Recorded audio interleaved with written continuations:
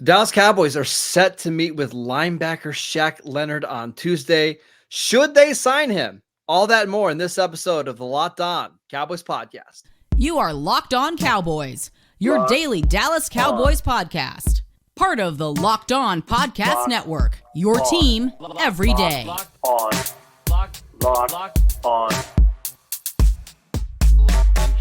Locked on Cowboys. Welcome back to the Locked On Cowboys podcast, part of the Locked On Podcast Network, your team every day. We'd like to thank you for making us your first listen of the day. This episode is brought to you by LinkedIn. LinkedIn Jobs helps you find the qualified candidates that you want to talk to faster. Post your job for free at linkedin.com/LockedOnNFL. Terms and conditions apply. I am your host, Marcus Mosher. You can follow me on Twitter at Marcus_Mosher. Joining me today, as always, is Landon McCool. You can check him out on Twitter at McCoolBCB. Landon, we've got a bunch of Cowboys-related news that we need to talk about, including our all 22 notes from Thursday's game, which I know feels like it's been forever ago. We will get to that. But we got to start with this news that was first reported by Tom Pelissero that the Cowboys are scheduled, at least, to meet with Shaq Darius Leonard, formerly of the Indianapolis Colts. Just what's your reaction to the Cowboys actually having a meeting with him?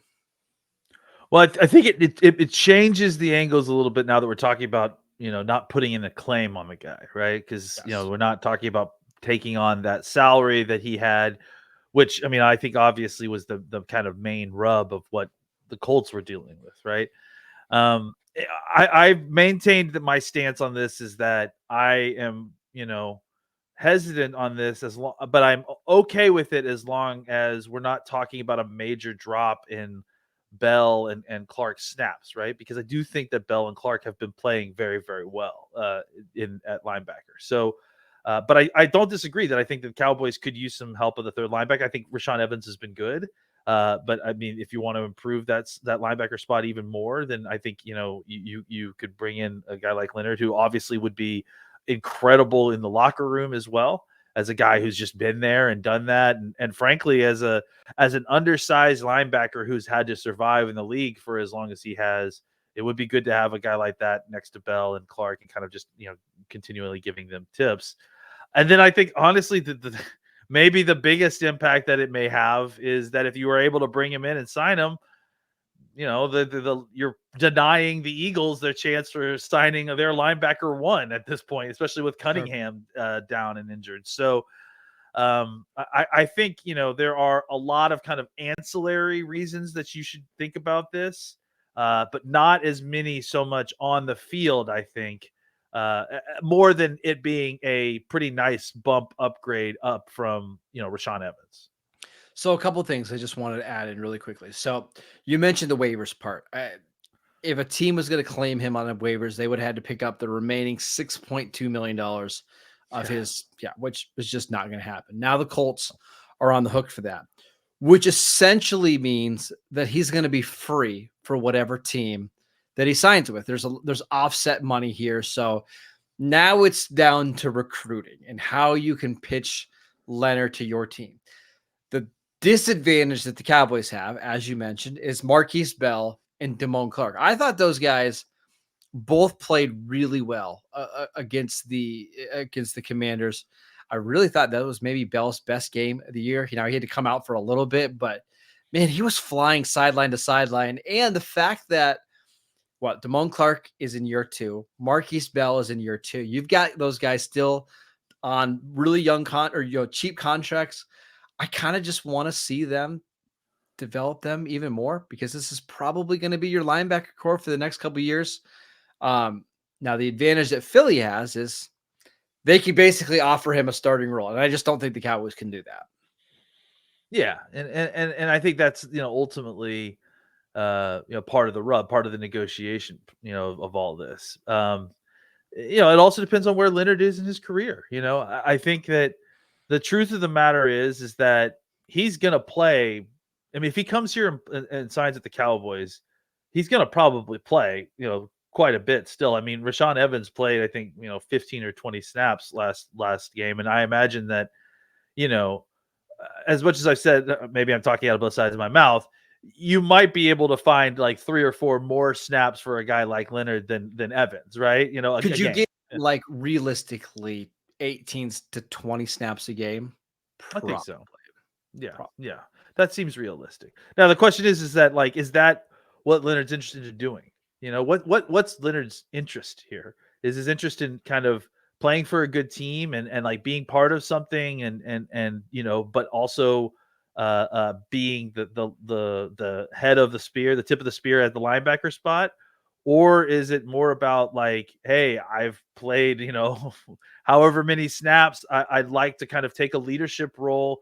I definitely will still play, but I'm not going to be kind of the featured linebacker on this team, and that may be, more appealing to an older player, especially a linebacker where your body just takes a huge beating. Maybe the opportunity to kind of play in a rotation and kind of continue to stay healthier throughout the end of the season. Maybe that's something that appeals to Shaq a little bit more than potentially going in there and having to play 50 snaps a game for the last 5 or 6 weeks of the season. I will also mention this point. I'm not sure how strongly I believe it or even matters. He spent a lot of his career playing for Gus Bradley, who runs not the exact same defense as Dan Quinn, but they were in Seattle together running that defense. So I got to believe there's at least some part of the scheme that's the same. On top of that, there's 2 former Colts players on this defense in Malik Hooker and Stephon Gilmore. And I have no idea what his relationship is with those 2 guys, but you would think that Gilmore and Hooker might be able to help do a little bit of recruiting, telling him to come here and play. I'm pretty sure that he's buddies with Gilmore. I think I read that in an article, not just like last week, that they are buddies. So, and I think that I was trying to find the article. Actually, it's funny you mentioned it. Because I had misremembered it as that he had been told that he would like playing for the system, but I thought that it wasn't Gus Bradley, which actually makes a lot more sense. I thought someone had said that it was the former Colts, the Bears head coach now. Chuck Pagano. Not Pagano. The former Cowboys defensive Eberflus, which didn't make any sense at all because Eberflus had such a kind of burning bridges moment. But yeah, I think that there is some ties here that make sense more so than the Eagles. I think it's probably, like I said, it's going to come down to what he's looking for. Is he looking for a cushy situation where he can take on a leadership role, play in a rotation, go back to be with some friends in a system that he knows? Or is he looking for a new challenge? Is he looking to be a starter at a new spot and a completely new system? I could see it either way, and I don't know the man, so it's hard for me to guess. I'll give him 2 more little pitches here, Shaq, if you're listening to the podcast. Number one, as we're recording this podcast here in Pennsylvania, the windows are about to blow off because we're getting so much snow right now.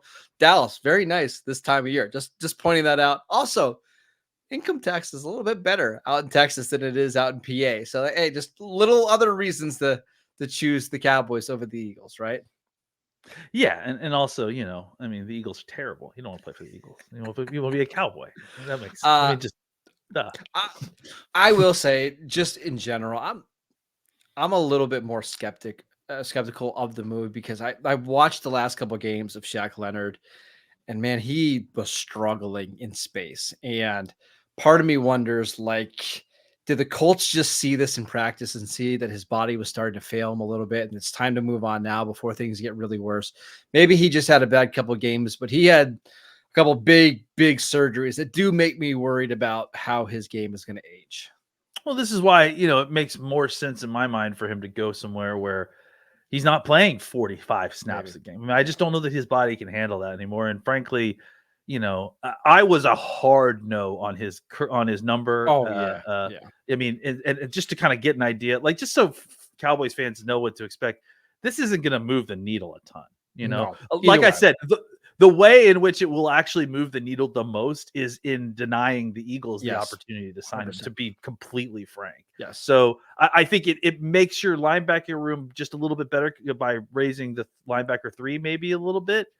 But I don't know that this is like a situation where oh, this is the final piece. No, This isn't putting the Cowboys over the Eagles, and it's not putting the Eagles No. a step ahead of the No. Cowboys either. Yeah, absolutely not. No. I agree with you. All right, let's talk about some of our notes after watching the All-22 from the Cowboys win over the Commanders next.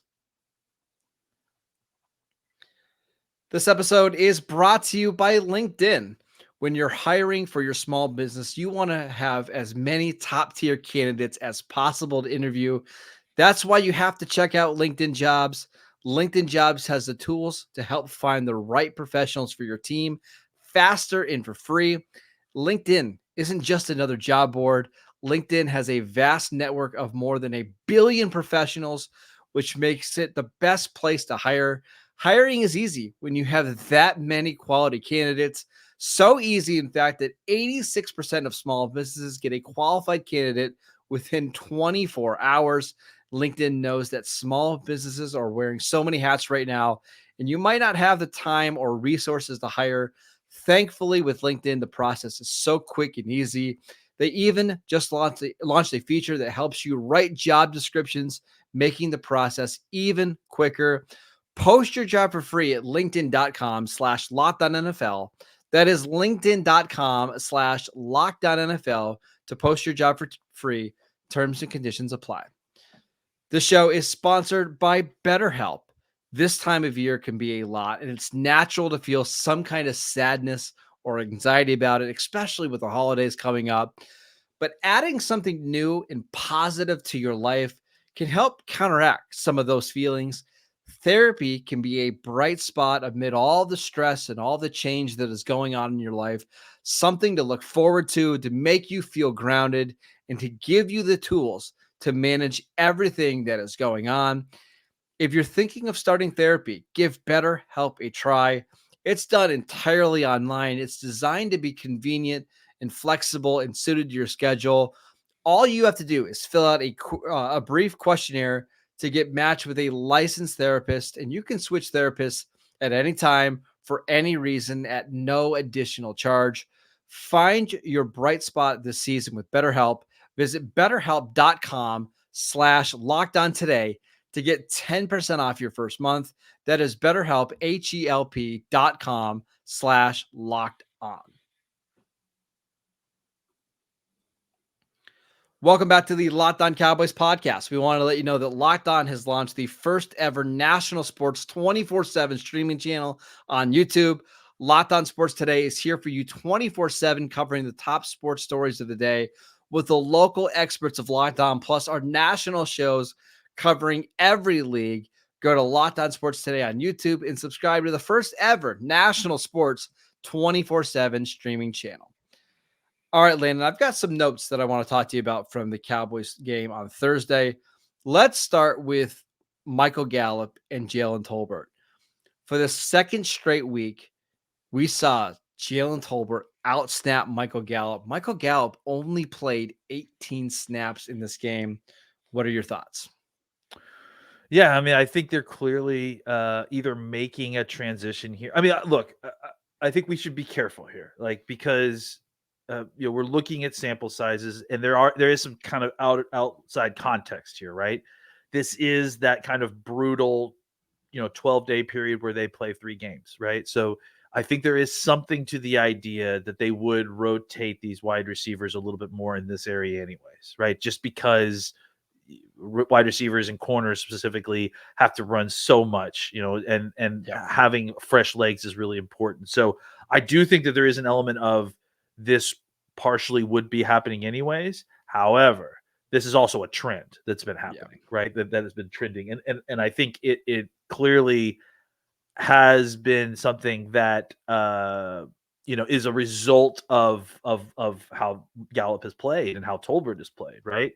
So I do think this is an important marker that the kind of first game we've seen, or I think the first game we've seen where Tolbert got more snaps than Gallup.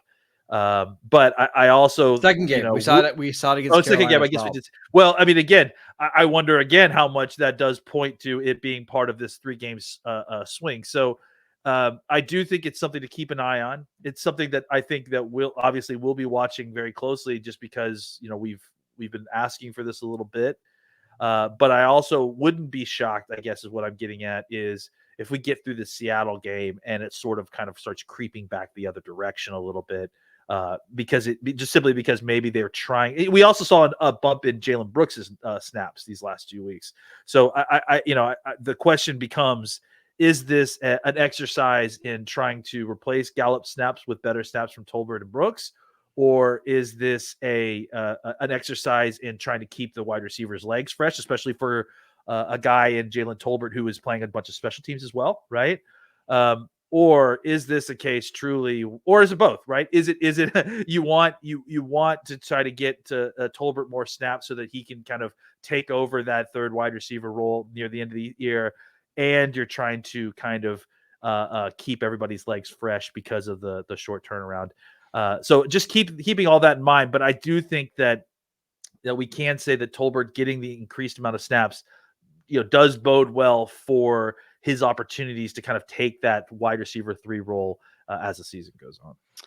I also wonder if part of it has to do with the Cowboys offense changing a little bit after the bye, right? Because before the bye, the Cowboys were like near the bottom of the league in pre-snap motion. And since the bye, they've been near the top, right? And I wonder if Jalen Tolbert is just better at running some of the routes where you come in motion, right, than what Michael Gallup is. He's not so, for the most part, we kind of know where Michael Gallup lines up in the routes that he's going to run. That's not the case with Tolbert. You can move him a little bit. And I think you're starting to see that play out in the snap counts. Like if you look at his snaps before the bye, it was 14, 20, 22, 15. Since the bye, 29, 31, 48, 30, and then 20 against Washington. But again, still out-snap Michael Gallup. I just wonder if the Cowboys view Tolbert as maybe a little bit better of the fit in this current offense. That could be a possibility. Or it could be that they made both of those changes at the bye separate of each other. It's possible. And that we're just, we're just seeing both of those things happen at the same time. But I think that's a thought. I mean, for sure, because there clearly is if you were going to watch trend lines, right, and you were to overlay these two trend lines, I mean, I think there is a correlation between the two, where you saw an increase in pre-snap motion, and you've seen an increase in Jalen Tolbert snaps. So the why there is still kind of up for debate, and there is some interesting stuff to kind of look at there for sure. I just want to mention other 2 receivers in this team. Jalen Brooks only played 6 snaps, but the fact that he even was on the field on offense, it was pretty interesting. Didn't get a target, but did have a catch for like 30 yards, which is always amazing because of that one. What a catch too. I mean, geez, like the classic Jalen to Jalen connection, right? Where it about clangs off of one hand, and then Brooks with the heads up play just snatch it and able to kind of create something out of nothing. That's when you know that things were bouncing the Cowboys' way that day a little bit. Yeah, there's something about the name Jalen where you can just pull things out of your butt. I don't get it. But the other one I want to talk about is Gavontae Turpin. Only played 5 snaps, but did score a touchdown in this game. And every time that Turpin's kind of played offense this year, it's like he's been able to provide a spark. I mean, I know he's dealing with a shoulder injury. Maybe that's why he didn't see more reps on offense, but you do wonder, like, maybe the Cowboys should start getting him a little bit more involved on that side of the ball. Yeah, I mean, I think going back to both the Jalen Brooks and the Turpin thing, I think it's really been important for the coaches to make sure that the guys that they're bringing to the game day roster that are like mostly special teams players are getting opportunities on offense and defense, right? Yes. I think that's something that they've stated was important to them, and it makes sense, right? First of all, it's just use every part of the buffalo, as they say. Like, I mean, just you're bringing all these guys to the game. You might as well kind of spread the wear and tear out a little bit, so you're not, having guys having CeeDee Lamb, go, twist his ankle on a run blocking rep in which someone's I'm knocking on it. So, but I just think that there's value there in just kind of limiting snaps and spreading out that stuff, the wear and tear. And just kind of getting the opportunity for these guys that are killing themselves on special teams to go out there and develop as offensive and defensive players. Because guess what, guys? It's as we go on the rest of the season, if there are any injuries, you need these guys, right? You'll need these guys at some point to come out and run a route or come out and block a corner or do something. Well, even if you also need to see these guys like long term. Like this is how Noah Brown ended up making it in the NFL. Is he would play his butt off on special teams, and whenever he came onto the field on offense, there wasn't a significant drop off where you felt like you couldn't have him on the field.